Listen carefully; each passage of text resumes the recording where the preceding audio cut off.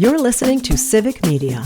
You can tune into any of our live shows on any radio station across the state with the Civic Media app. Find us in your phone's app store and listen anytime, anywhere.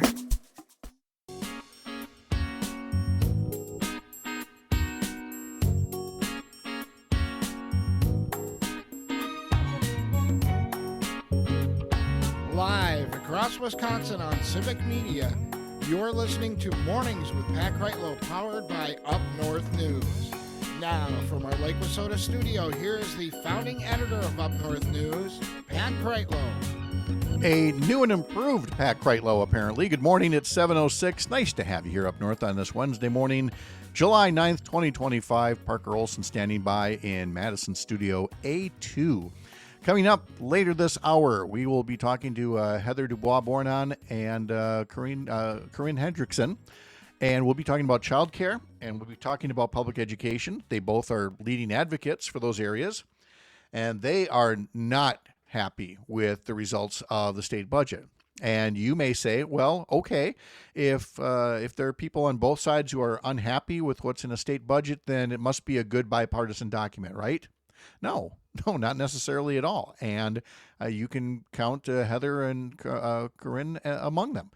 Corinne will be talking to us all about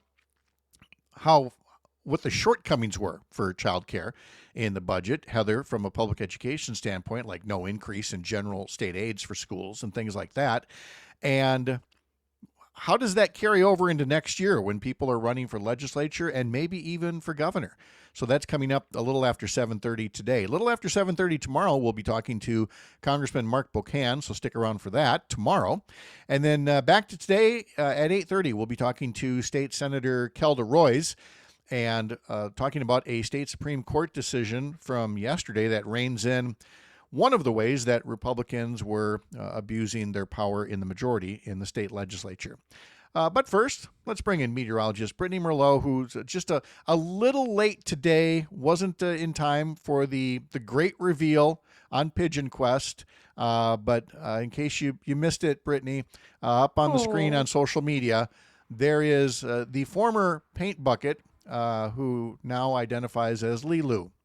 And Lilu is, we get the photo because Lilu was lying low and a little shy. But eventually, I predict Lilu will be on Melissa Kay's shoulder helping you read the forecast. I say it as if Lilu's a parrot, you know. I don't think pigeons can recite things back, but you know, Melissa Kay is a good teacher. You never know. You never know, right? You never know. Oh, that is Yep. so cute. She's just on the top of that whole thing in the castle of pigeons over there. Gotta love it. That's what she called it. She called it the castle. She called it She the did? castle. Yeah, not a dog kennel. No. Not a repurposed kennel. It is a castle for a pigeon. So we're very happy for her about that.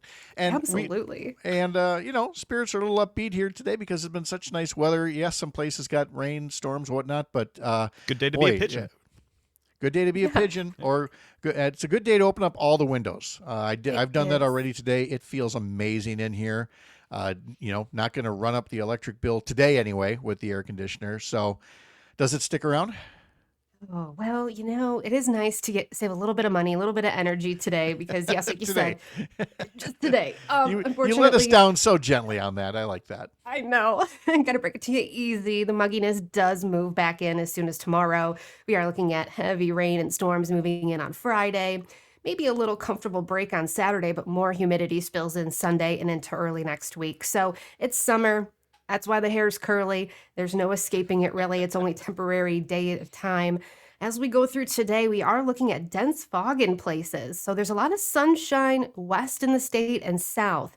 A lot of fog far north into central areas and far south as well, with a dense fog advisory for Bayfield, Ashland, Iron, and even south of Madison into Janesville. So that will start to clear as we go through the next hour or two. We do have a high pressure system in place all day today, and so that means some pretty calm winds, and that's why the fog is here. So another chance for some fog overnight tonight and through tomorrow morning, but otherwise we're staying sunny and dry today, mostly dry tomorrow. A few showers do want to spark up in the western parts of the state later in the afternoon, and maybe some thunderstorms south, but overall most of the state sunny and dry for 2 days.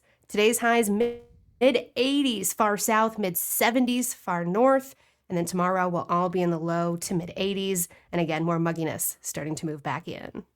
Very much, a summer forecast. Rob tells us from Tigerton, getting into the dog days of summer here. Says, good morning from Tigerton, cloudy and 63. Busy mowing lawn in the Tigerton area yesterday. With the rain and the warmth and the humid weather, mowing has been a nonstop job, but I can't complain. He says yesterday Tigerton had 13/100ths of an inch of rain. He's got 6 yards today to do in Tigerton, a doctor's appointment in Shawano. He loved hearing Alan O'Day's Undercover Angel in our last segment, popular back in the late 1970s. He loves that old pop music from there. And he says, talk about a happy H high pressure system. Brittany's the very happy meteorologist, the best in media. Well, yeah, when you bring us happy high pressure like this is lovely. I could stay for a whole week. I'll work on it for end of July or something. I'll try my best. But I was thinking, Rob's tan must be outrageous with how much he is outside and doing stuff and cutting the grass. Good. That's true. It's got to be that full-on farmer's tan. Yeah. Where, when he's shirtless, you just see this red V, down his neckline, and then the very well-defined where the short sleeves end. Yeah. I love that. I love it. Lou doesn't love a good farmer's tan. All right, Brittany, thank you. We'll talk to you next hour. Sounds good. While we're doing comments online, and you can make comments on Facebook or YouTube, go to the Up North News or Civic Media pages for Facebook or YouTube. Last hour, we attempted to explain the state Supreme Court decision, and it was on its surface about so-called conversion therapy, but it really got into the ways that Republicans have been abusing the legislative rulemaking process. Ardith writes, Pat, you are so good at explaining complicated democracy rules, and I hope the Democrats can find an advertising agency capable of condensing your words for a campaign message. Democrats must be elected to see any forward progress.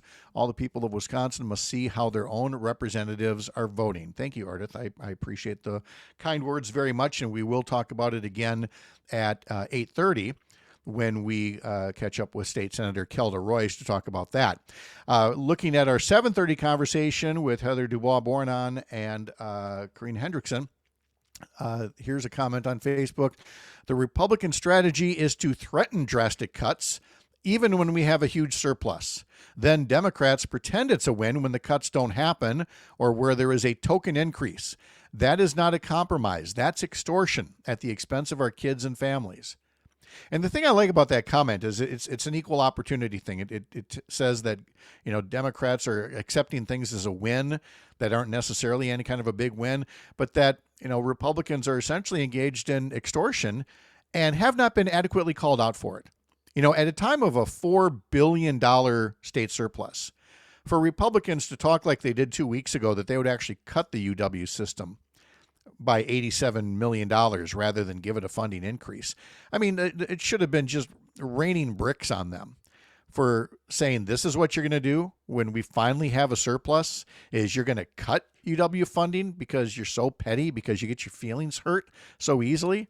And they didn't really get that. I mean, why would they? The state budget is not the kind of thing most people pay a lot of attention to.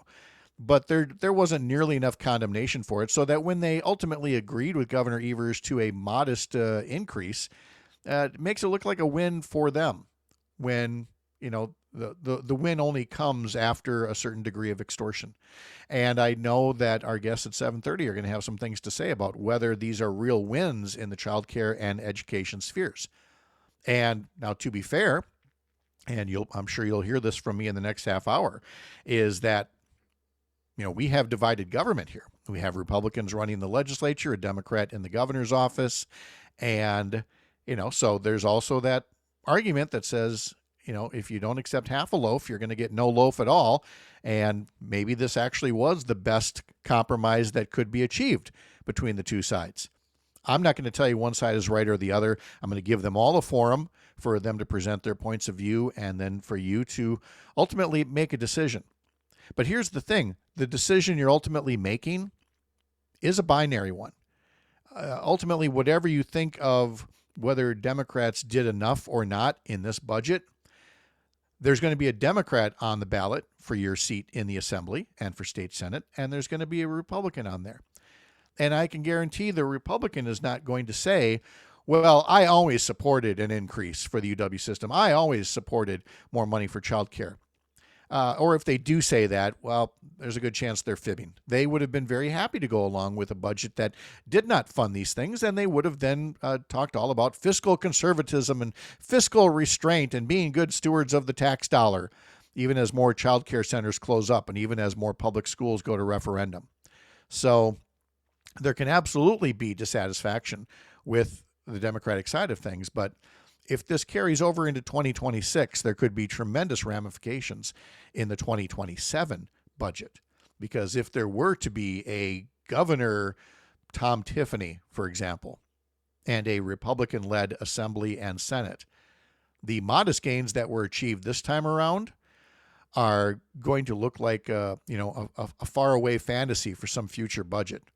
So we're going to let people, express their dissatisfaction with how much better we could be doing. But the only true way we're going to be doing better is if people next year do not sit out the process and get involved and fight for the team that's fighting for them, even if it doesn't always appear to be fighting as hard as you would like them to be. I wish I had an easier answer for you, but that is how politics work in a two-party system. And unfortunately, for a whole host of reasons, that's the one that we got with us right now. Also in the news, there was an endorsement in the state Supreme Court race for next year. Senator Tammy Baldwin endorsing appeals court judge Chris Taylor. Again, it looks like Judge Chris Taylor will be going up against incumbent conservative Justice Rebecca Bradley next April. Justice Bradley talking about wanting to serve another term, but I don't know that she's made the formal announcement of the campaign. And Senator Baldwin already getting involved endorsing Judge Taylor, along with the three current liberal justices and Justice-elect Susan Crawford, who have all endorsed Judge Chris Taylor as well. All right, let's turn to sports now at 7:18 because that was a fun one to watch last night. Jacob Mizorowski back on the mound and starts off the game going 2 strikes to Shohei Ohtani. Strike 1, strike 2. Crowd's getting all jazzed up. Here comes the third pitch, and Shohei Ohtani sends it over the center field wall 431 feet to give the Dodgers the early lead. Did Mizorowski get shaken up by this? No. He struck out the next 5 Dodger batters and ended up yielding only 4 hits and 1 walk, and he outdueled 3-time Cy Young Award winner Clayton Kershaw as the Brewers pulled ahead by scoring 2 runs off Kershaw in the 4th inning and defeated the Dodgers last night by a score of 3-1. The Dodgers have now lost 4 games in a row. But Mizorowski did 6 strong innings, followed by Jared Koenig, Abner Uribe, and Trevor McGill, and they did not allow a base runner over those last 3 innings. The two teams wrap up their 3-game series this afternoon. You can catch the pregame on several Civic Media stations, including stations up north in Hayward and Park Falls, way down south in Racine, Kenosha, Oshkosh, Richland Center. If you're anywhere there, tune into your local Civic Media station and hear the Brewers pregame coverage at 12:35 this afternoon. Then the Brewers will be off tomorrow, but they stay home. And coming to town for the weekend will be the Washington Nationals. They'll play those games over the weekend, and then it's time for the All-Star break already. From the heart of America's up north, live from Lake Wissota, thanks for making this the place to spend part of your mornings. I'm Pat Kreitlow, and this is the Civic Media Radio Network.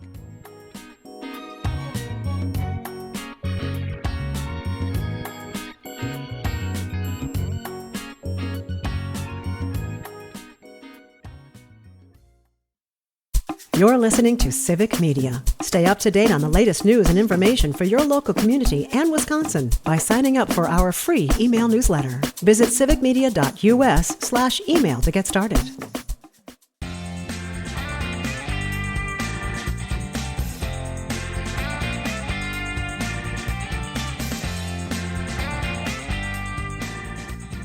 We have turned the Up North News Daily Newsletter over to Henry the intern for the summer, and to see what he would put together for us. And so his new edition of the newsletter is out now. Sign up for it over at upnorthnewswi.com.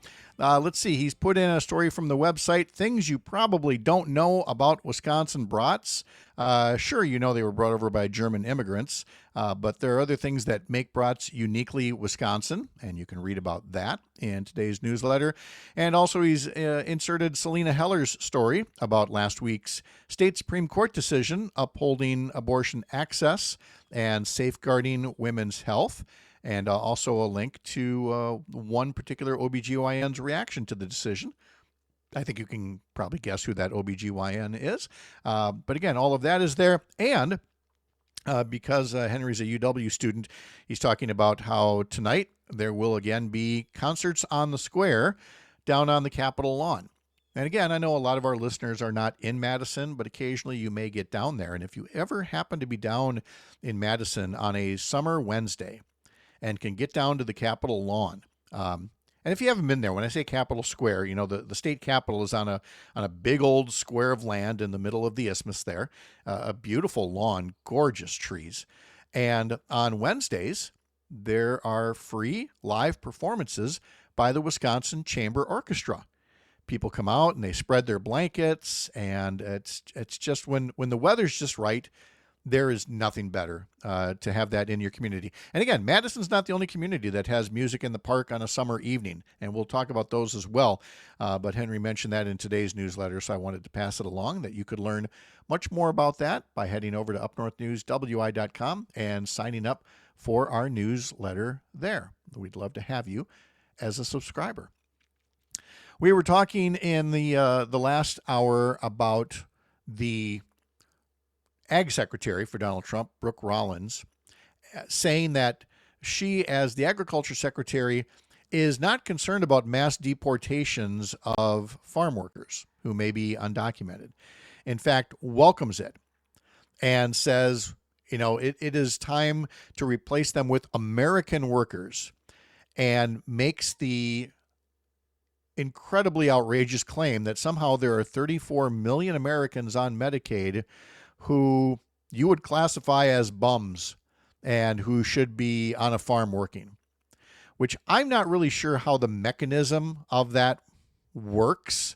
I mean, do you think if you just cut people's benefits enough that they'll just head down the road like something out of the Great Depression, and eventually some farmer will need a worker because all of his workers had been deported? And do you think productivity is going to be the same if this is how it works? The point that I wanted to make that Brooke Rollins, the Ag Secretary, needs to do, or that Derek Van Orden needs to do when he claims nobody's getting their Medicaid cut, that the only cuts are going to people who are bums, who are couch surfing or undocumented migrants or whatever, is show it. Because I'm telling you, it's the same thing as Doge when Elon Musk had that going, and saying we're going after all the waste, fraud, and abuse. Waste, fraud, abuse, waste and fraud especially, fraud's illegal. Where are the charges? Where are the perp walks? Where is this welfare queen who is gaming the system so much that we're going to have a trial on par with coverage given to Diddy, you know? Because we really want to get after these people who are defrauding the government. Who are they, Derek Van Orden?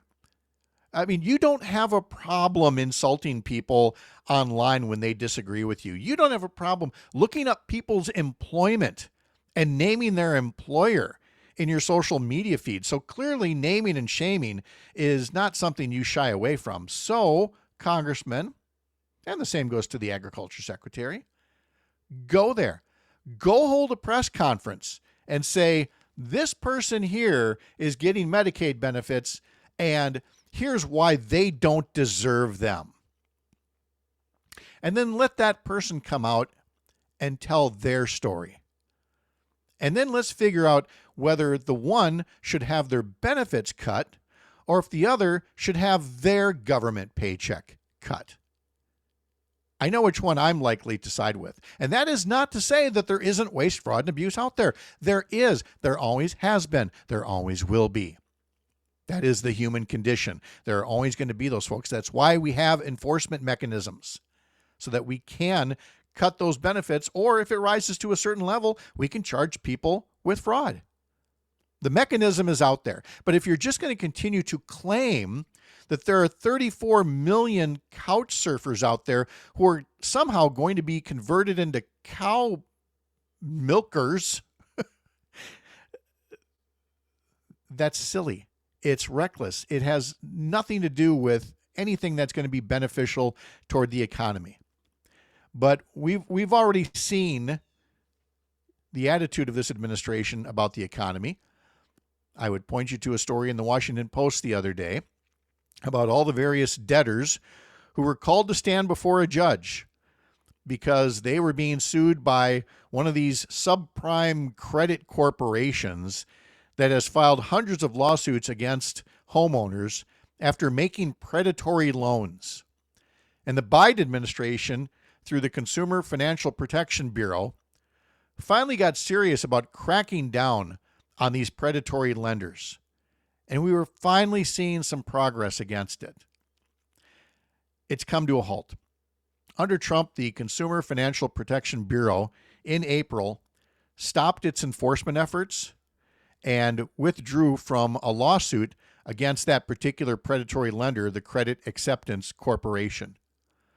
And it reflects, according to the Washington Post, the agency's new approach to enforcement.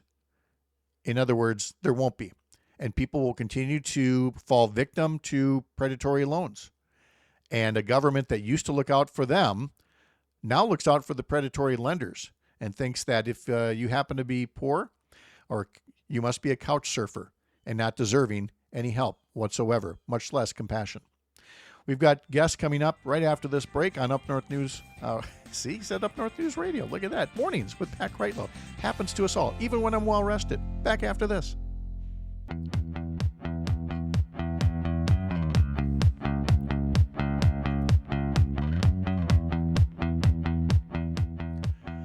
One hour from now, we will be talking to State Senator Kelda Royce. 24 hours from now, we will be talking to Congressman Mark Pocan here on the program powered by Up North News.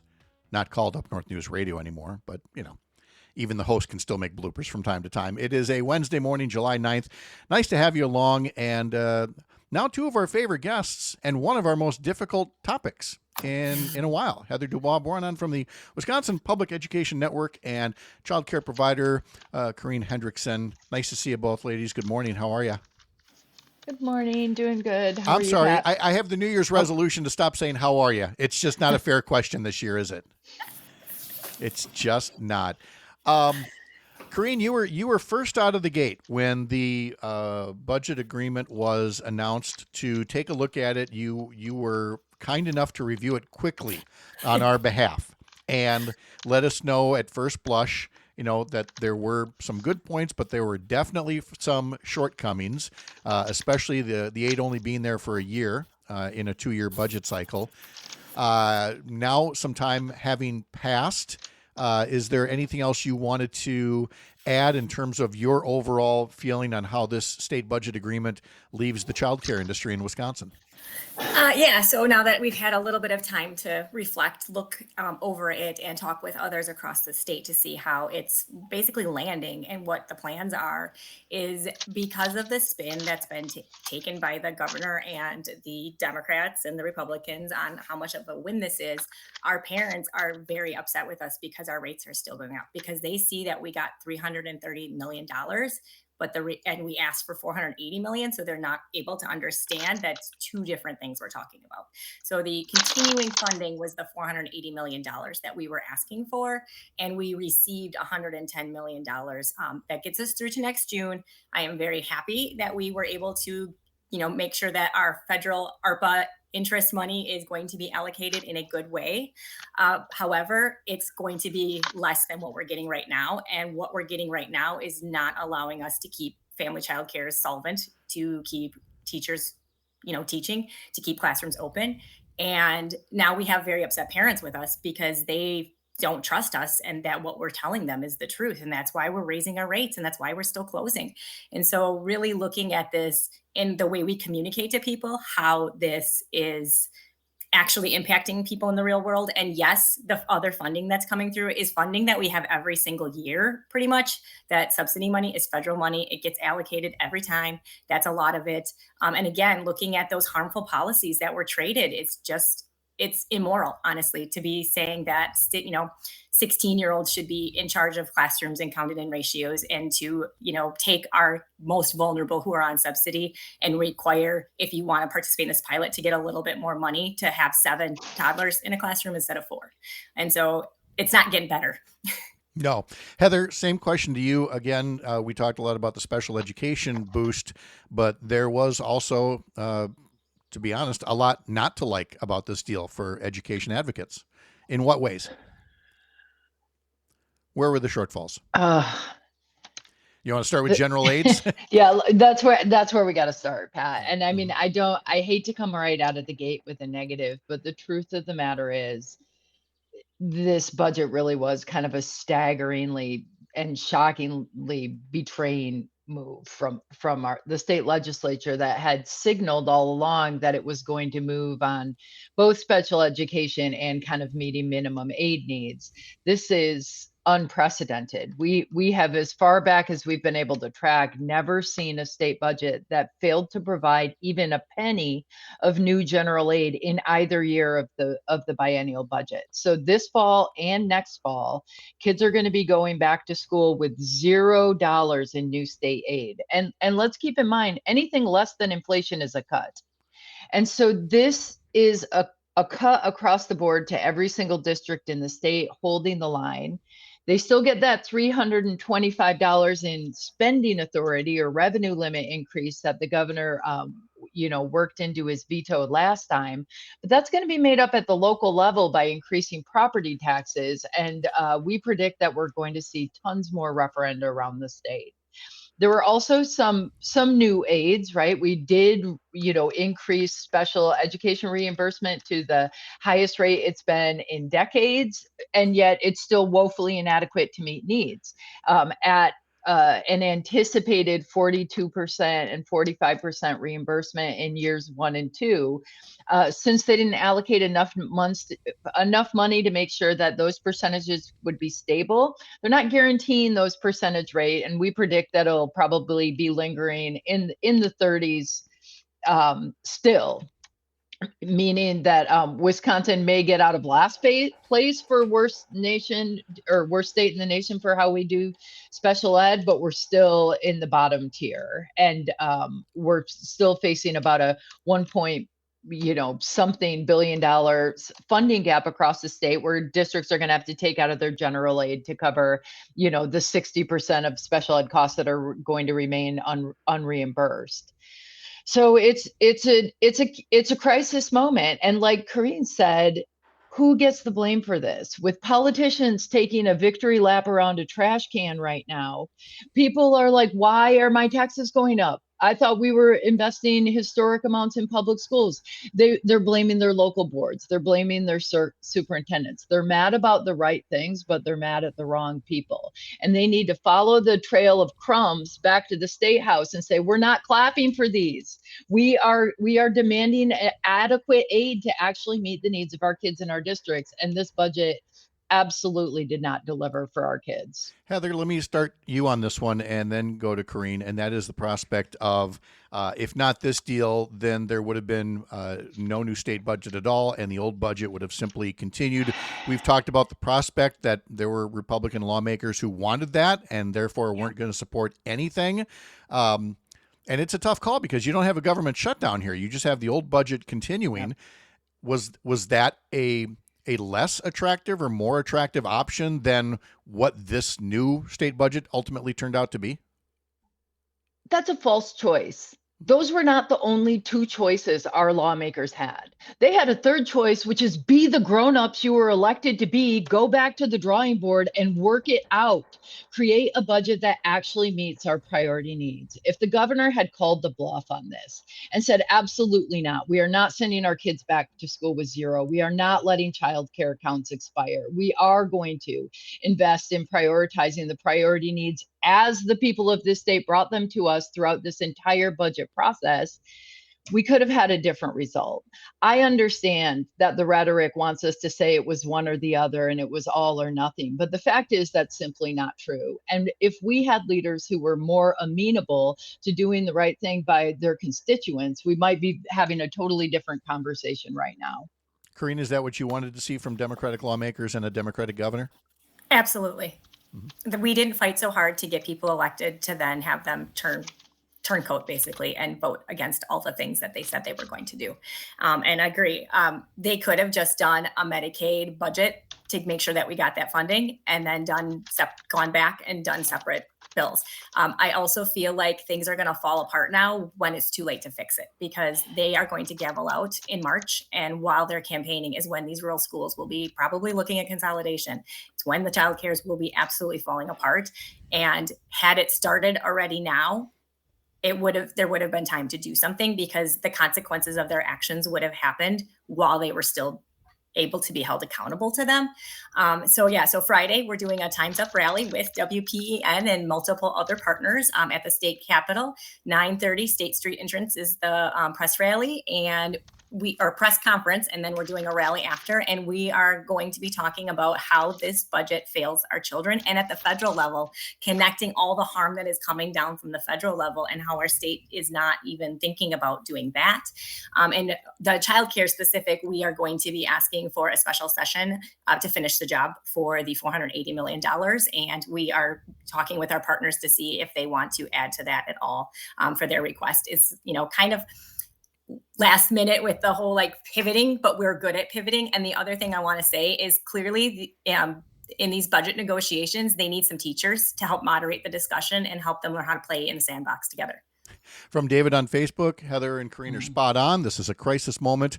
Our kids, our families, and our communities are being left behind all over the state. I just cheered as Heather declared this budget compromise as the result of a false choice. It's now up to us to change how we organize in places like way up north where I am. If the legislature can't get the work done, we need a new legislature. From Eli, thank you, Heather and Corinne. Backbone is needed by representation, backbone for the good. But I'll tee up the next question to you this way.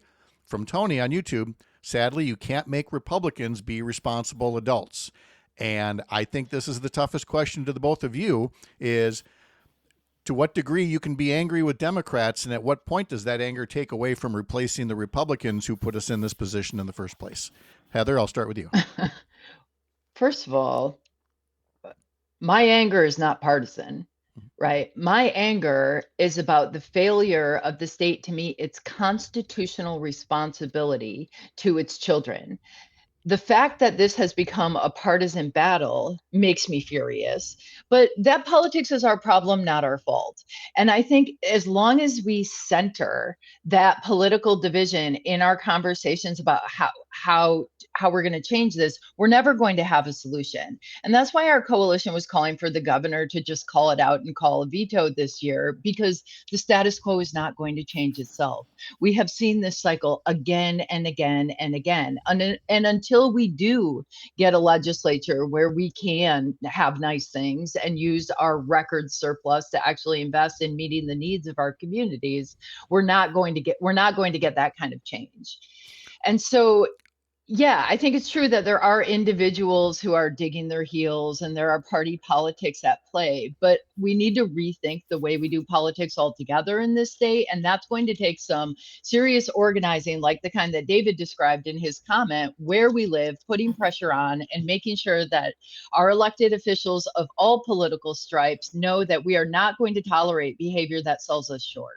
Corinne, just a little over a minute to ask you the same thing about, holding Republicans accountable for the environment, but holding Democrats accountable for how much fight they bring into each budget debate.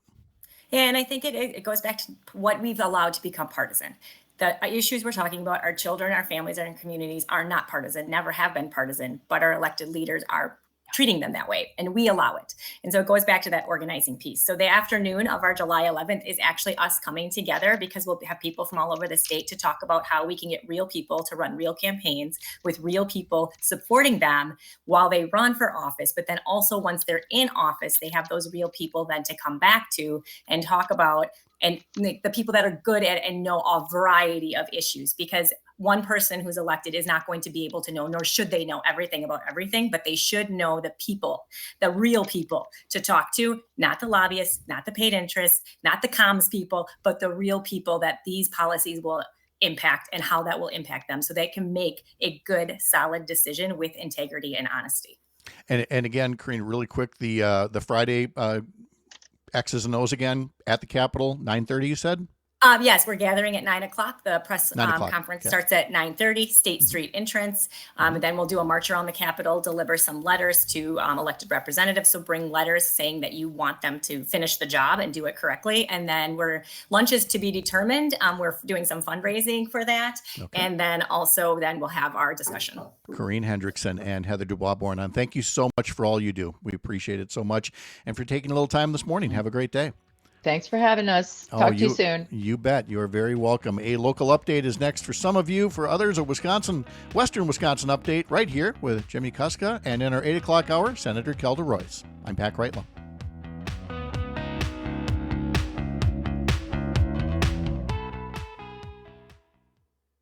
You're listening to Civic Media. Find the latest news, information, and archives of all your favorite shows on the Civic Media website, civicmedia.us.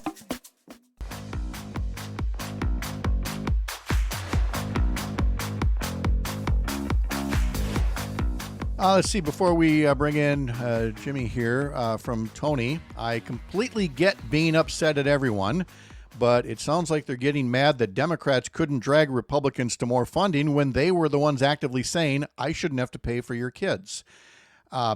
And so you really do hear the exasperation on either side of this particular discussion point. One that Jimmy Kuska is familiar with as well as a school board member himself. He doesn't just do news and sports for Civic Media and coaching. He's got school board duties as well. So I do like when we have folks like Heather on. You're right there in the waiting room wanting to hear what's going on. Yeah, absolutely. And I think the issues brought up with regards to school funding, it's not just an issue if you have kids in school districts. These are issues that affect everybody who lives in a district, because property taxes changes, school districts and their ability to borrow changes as referendums come across on your ballots. One thing this week that I was fascinated to learn is that where I live in southwestern Wisconsin, in covering some recent political announcements, Representative Jenna Jacobson announced to run for Senate District 17, which is the district that Howard Markline currently represents. And she noted that in this Senate district, there have been more school referendums than any other Senate district in the state in the last 2 years. And, it's a very rural district, or, Senate district in regards to school districts. So these are issues that affect everybody and not just people with kids in school or people who have ties to their local school districts. This stuff affects everybody. So for me, this is all very fascinating to hear about and hear about all these statewide perspectives. I think it's also fascinating that Jenna Jacobson is running for state senate down in southwest Wisconsin. You're in southwest Wisconsin, and yet you're both alumni of the Lakeland Conference. She's from Frederick. You went to Flambeau. You guys are mobile.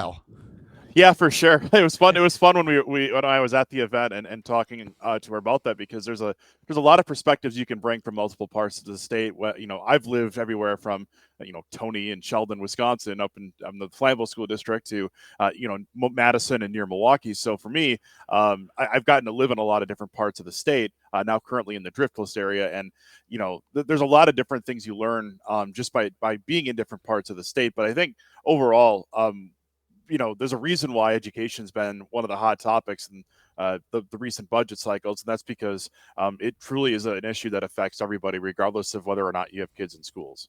Yeah, exactly. Jimmy Kuska is with us right now. And let's talk for a bit about UW system tuition. And it looks like there may be a third straight year of tuition going up, and folks are noticing that. Yep. So in a release yesterday, Universities of Wisconsin System President Jay Rothman said that they are proposing a 4% tuition hike for UW campuses. And in the release, it noted that every campus except for 2 would be adding on the optional 1% increase on top of that for a 5% tuition hike. The 2 campuses who aren't going along with that, Green Bay is going to stay at 4%, but River Falls is going all the way up to 5.8% to help fund some initiatives for student success. So we're talking about a third straight year of it. I noted in lacrosse that the tuition would go over 10 grand per year for an undergraduate student. And also kind of funny at the same time, the University of Northern Iowa made a release yesterday saying they were offering in-state tuition rates to anybody in a bordering state of Iowa, including Wisconsin. So Northern Iowa's undergrad tuition for a Wisconsin student would actually be less than UW lacrosse, which I found to be pretty fascinating. But just looking at it, after 10 years of tuition freezes, just seeing 3 straight years, 5%, 3.75%, and now 5% again this year in tuition hikes, all of a sudden 10 grand a year to get into UW, that's a lot of money. I mean, that's big for public school. Yeah, I mean, it's going to make people want to make sure that is the path that they indeed want to take. You said in Onalaska, they just added a 3-year wheel tax as well. Again, a lot of this to me, and again, just my opinion, but when you've got a state legislature that chooses austerity rather than funding its local governments, its local school districts, its UW system, you end up seeing local taxes go up. And in Onalaska, that's what they feel they've been forced to do with the wheel tax. And this was a compromise too, because wheel taxes typically don't have a cap on them. Onalaska put a 3-year cap on theirs through 2028, which I found to be really interesting. They were considering cuts to other services, closing a library or maybe the aquatic center, or maybe levying an additional tax on property owners. So coming back to a wheel tax to help pay for some of the infrastructure needs, this was truly a compromise part to manage a $300,000 hole in their budget. So kudos to Onalaska for, finding a way in the middle to not just have a perpetual wheel tax and give it a 3-year run to help take care of a budget issue here in the near term. Next door, there is a big discussion on the La Crosse City Council agenda when it comes to downtown development and how they'll handle housing as a part of that, right?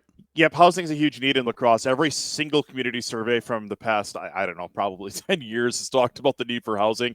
It's a city that gets a lot of focus for its attention on policy in regards to the unhoused population, but they are working with developers. There's a couple of big things. One is at the former La Crosse Tribune building. That's actually on the agenda for tomorrow in La Crosse, where they're proposing dozens of additional housing units and some mixed-use space as well. But there are multiple developments happening right now around La Crosse that are seeking to address some of the housing issues that kind of plague not just La Crosse, but pretty much any city in Wisconsin is looking at additional housing, especially in our college towns and more rural areas. How'd you like Mizorowski yesterday against the Dodgers? Goodness. Did you see the stat pad on the Brewers pitching? The 4 pitchers on fastballs averaged 99.34 miles per hour. That is crazy. I mean, that's the most that they expect. That's probably the most in history. They only have data going back so far, but my goodness, that is straight gasoline, Pat. I know. All 4 pitchers are just throwing heat, and none of them were named Fastball Freddy. There's more heat. It's great. This is a great time to be a Brewers fan, though. I mean, it's July, and you've got playoff atmosphere baseball. That's amazing. Oh, I know. And then you've got, if we want to get ahead of ourselves, Packers preseason 1 month from today, right? Yeah, kickoff of the preseason a month from today. I as a high school football coach, I'm already in football mode, but the rest of you will be joining me here real soon. Thank you, Jimmy. Jimmy Kuska reporting for us. We'll talk to you a little later on. And coming up next in our 8 o'clock hour, we will be visiting with Earl Ingram and Melissa Baldoff and State Senator Kelda Roys. Remember, you can follow my team at Up North News all day long through our newsletters, social media, our website, upnorthnewswi.com, and, of course, right here, mornings powered by Up North News on the Civic Media Radio Network. I'm Pat Kreitlow. The national news cycle never stops, but it can be hard to find news about your local community. Civic Media is dedicated to providing quality local and state news coverage across Wisconsin. With the Civic Media app, you can get notifications about local stories that matter to you and your community. Find the free Civic Media app in your phone's app store and choose notifications from the menu to tell us what kind of news you want to hear about.